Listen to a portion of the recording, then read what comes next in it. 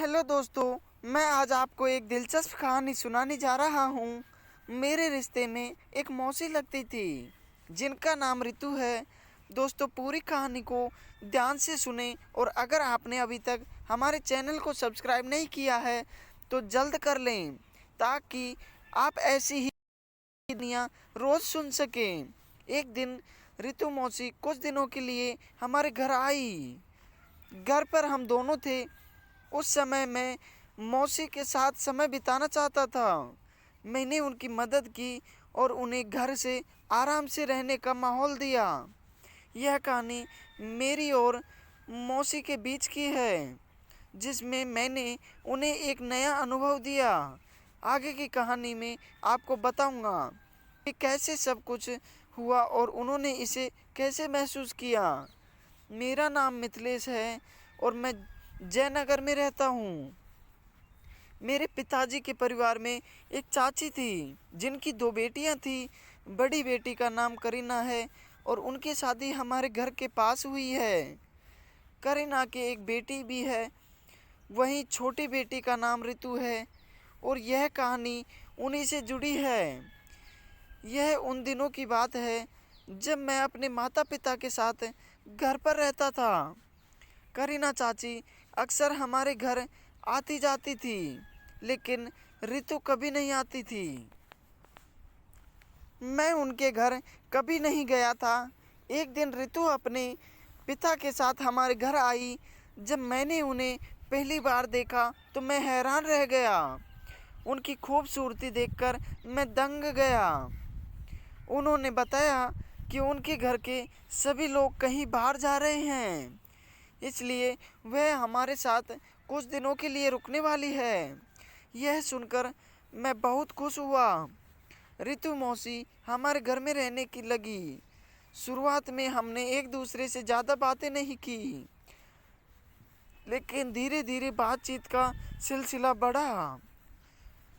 रितु मौसी बहुत मिलनसार थी। उनके आने से घर का माहौल बदल गया था। मैं स्कूल से लौटने के बाद ज़्यादातर समय उनके साथ बिताने लगा। एक दिन मैं उनके पास बैठा था। उन्होंने मुझसे पूछा, तुम्हारे साथ में बहुत समय बिताने लगे। कभी वे मुझे अपनी पुरानी कविता सुनाते तो कभी मैं उनके अपने एक दोस्तों के किस्से सुनाता। हमारे बीच दोस्ती गहरी होती जा रही थी। एक दिन शाम को बिजली चली गई और घर में अंधेरा सा हो गया। उस समय मैं और मौसी आंगन में बैठे थे। मौसी ने कहा, चलो थोड़ा टहलते हैं। हम बाहर गली में टहलने लगे। हवा ठंडी थी और आसमान में तारे चमक रहे थे। उस समय हम दोनों अपने अपने जीवन के बारे में और भी खुलकर बातें की। इसके बाद मौसी मेरे जीवन का एक खास हिस्सा बन गई। उन्होंने मुझसे बहुत सी नई बातें भी सिखाई और हर बात में मेरा हौसला बढ़ाया। एक दिन सुबह मौसी ने मुझसे कहा, मिथिलेश, मैं सोच रही हूँ कि आज तुम्हें कुछ स्पेशल चीज़ बनाकर खिलाऊं। यह सुनकर मैं खुश हो गया और उनके साथ रसोई में मदद करने चला गया। हम दोनों ने मिलकर खाना बनाया और फिर साथ बैठकर खाया। यह छोटी छोटी बातें हमारे रिश्ते को और मजबूत कर रही थी। किस दिनों में मौसी मेरी हर दिनचर्या का हिस्सा बन गई और कभी कभी पास के बगीचे में टहलने भी चले जाते। वे मुझे जीवन के कई अनुभवों के बारे में बताती जो मेरे लिए बहुत प्रेरणादायक थे। एक दिन मौसी ने मुझसे पूछा, तुम्हें बड़े होकर क्या बनना है? मैं थोड़ी हिचकिचाहट के साथ बोला, मुझे नहीं पता, लेकिन मैं कुछ ऐसा करना चाहता हूँ जिससे लोग मुझ पर गर्व करें।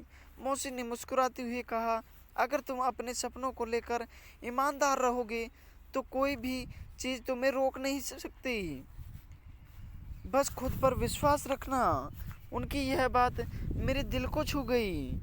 जैसे जैसे दिन बीतते रहे थे, मुझे एहसास हुआ कि मौसी का हमारे घर में आना मेरी ज़िंदगी का एक यादगार हिस्सा बन रहा है। उन्होंने न केवल मेरी सोच को सकारात्मक बदला बल्कि मुझे आत्मविश्वास और सपनों को सच करने की प्रेरणा भी दी। कुछ दिनों के बाद उनके घर लौटने का समय आ गया। जब वे जाने लगी मैं उदास हो गया। उन्होंने कहा, मिथिलेश, यह समय हमेशा याद रहेगा, लेकिन तुमसे एक वादा चाहती हूँ, तुम जो भी करोगे उसमें अपना बेस्ट दोगे। मैंने उनकी बात मानते हुए सिर हिला दिया। कुछ समय बाद जब मौसी वापस अपने घर चली गई तो मैं उन्हें बहुत याद करने लगा। उनके जाने के बाद घर का माहौल पहले जैसा हो गया था, लेकिन उनकी बातें और उनके साथ बिताया समय मेरे दिमाग में बार बार घूमता रहा। मैं उनकी दी हुई प्रेरणा और सिखावन को अपने जीवन में उतारने की कोशिश करने लगा। और जब भी मुझे किसी मुश्किल का सामना करना पड़ता तो मौसी की कई बातें मेरे जीवन में मेरे मन में गूंजती। उन्होंने मुझे सिखाया था कि हर समस्या और आत्मविश्वास में है। कुछ महीनों बाद मौसी ने अचानक फ़ोन किया। उनकी आवाज़ सुनते ही मैं खुश हो गया। उन्होंने पूछा, मिथिलेश, तुम कैसे हो? उन्होंने भी अपनी ज़िंदगी की बातें साझा की। फ़ोन कॉल के बाद मुझे महसूस हुआ कि उनका रिश्ता सिर्फ कुछ दिनों का नहीं बल्कि जीवन भर का है। एक दिन मैं मौसी के घर जाने का फैसला किया। जब मैं वहां पहुंचा तो उन्होंने मुझे देखकर गले लगा लिया। उनके परिवार में भी मुझे बहुत प्यार से अपनाया। उस दिन मौसी और मैंने बहुत सारी बातें की। उन्होंने मुझसे कहा, मिथिलेश, मैं चाहती हूँ कि तुम अपनी ज़िंदगी में जो भी करो उसमें सबसे बेहतर बनो। तुम्हारा आत्मविश्वास ही तुम्हारी सबसे बड़ी ताकत है। मौसी के साथ बिताए उन कुछ दिनों में मेरी ज़िंदगी में एक नया अध्याय जोड़ दिया। उन्होंने मुझे यह सिखाया कि रिश्ते सिर्फ खून से नहीं बल्कि विश्वास, प्यार और सम्मान से बनते हैं। मौसी के साथ मेरे रिश्ते ने मुझे और भी मजबूत बना दिया और मैं हर दिन खुद को बेहतर बनाने की कोशिश करने लगा। उनकी दी हुई सलाह ने मुझे जीवन में नई ऊर्जा दी थी। एक दिन जब मैं अपनी मौसी से मुलाकात की, उन्हें यह देखकर बेहद खुशी हुई कि मैंने उनकी बातें ध्यान में रखी और अपने सपनों को पूरा किया। मौसी ने मुझसे कहा, मिथिलेश, यह सिर्फ तुम्हारी मेहनत का नतीजा है। तुमने खुद को साबित किया है और यह देखकर मुझे गर्व महसूस होता है। उनके यह शब्द मेरे लिए किसी पुरस्कार से कम नहीं थे। मैंने महसूस किया कि वे मेरे जीवन का वह अहम हिस्सा थी जिन्होंने मेरे व्यक्तित्व को निखारा और मुझे सही दिशा में बढ़ने के लिए प्रेरित किया। समय बीतता गया, लेकिन मौसी के साथ बिताए दिन और उनकी बातें हमेशा मेरी यादों में ताज़ा रही। उनकी सलाह ने मेरी ज़िंदगी को उस समय तो बदल ही दिया था, लेकिन आगे भी मुझे सही रास्ता दिखाने का काम करती रही। और इनकी इस सलाह ने मुझे नई ऊर्जा दी। मैंने मेहनत जारी रखी और आखिरकार मुझे अपनी पहली नौकरी मिल गई। उस दिन मैंने सबसे पहले मौसी को फ़ोन किया और उन्हें यह खुशखबरी दी।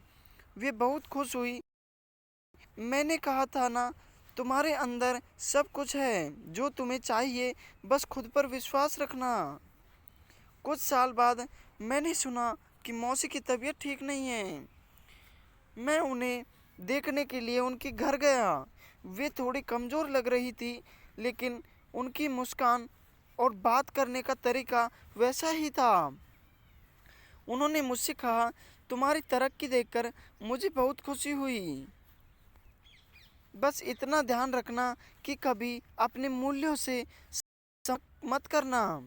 उनकी हालत देखकर मेरा दिल भारी हो गया, लेकिन उन्होंने हमेशा की तरह मुझे हिम्मत दी।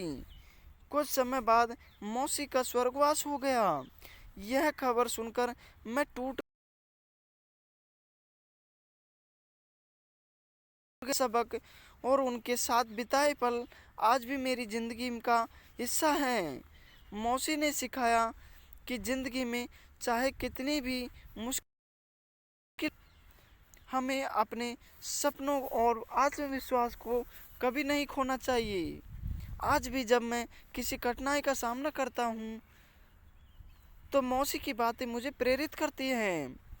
यह कहानी इस बात का उदाहरण है कि सही समय पर मिली प्रेरणा और सच्चे रिश्ते हमें हमेशा आगे बढ़ने की ताकत। मौसी के साथ मेरा रिश्ता सिर्फ एक रिश्ता नहीं, बल्कि वह मेरी ज़िंदगी का मार्गदर्शक था।